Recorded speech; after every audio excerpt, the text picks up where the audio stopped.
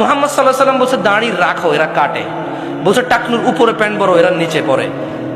এখন নায়কেরা দাড়ি রাখে, এরা দাড়ি রাখে।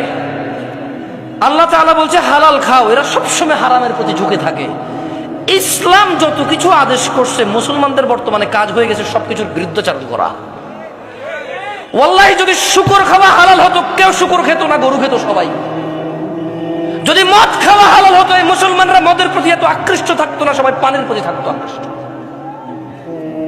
যদি সুদ আর ঘুষ খাওয়া হালাল হতো, তাহলে আজকের যে মুসলমান আমার চোখের সামনে আসি, আমরা আমার মনে হয় এরা কেউ সুদ আর ঘুষ খেত না। ওয়াল্লাহি যদি নামাজ পড়লে পাপ হতো, তো ফজরে তুমি মসজিদে জায়গা দিতে পারতা না। গান শুনলে পাপ হয়, কনসার্টে জায়গা হয় না। গান শুনলে পাপ হয়, কনসার্টে জায়গা হয় না। সিনেমা দেখলে পাপ হয়, ইন্টারনেটে মিলিয়ন বিলিয়নস ভিউ হয় ওইটার। বাবা মায়ের সাথে বেয়াদবি করলে পাপ হয়, কোন সন্তান তার বাপ মায়ের কথা শোনে না। একটা সামান্য মেম্বার, ইউনিয়ন মেম্বার, ও বেটা এখন 2 লাখ টাকা খরচ করলে হওয়া যায়। কি আগের যুগ আছে সম্মান হতো? আমি রাজনীতি বক্তব্য দিচ্ছি না, ফ্যাক্ট বলতেছি। নিজের উপরে নিয়েন না কেউ। আমি রাজনীতি বুঝি কম, তাই বলি না। আমার শত্রু বানায় শুধু শুধু নিজের শত্রু বাড়ায়েন না।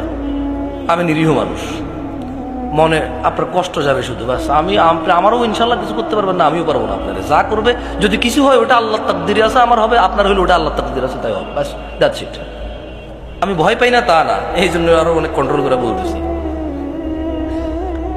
তো এই জন্য দেখবেন বাবা মায়ের অবহেলা।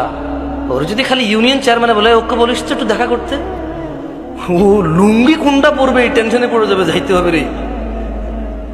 ওর বাপ মা ওকে ডেকে পাঠাইলেও বলো যে আসতেছি, বলে দিস পরে আসতেছি।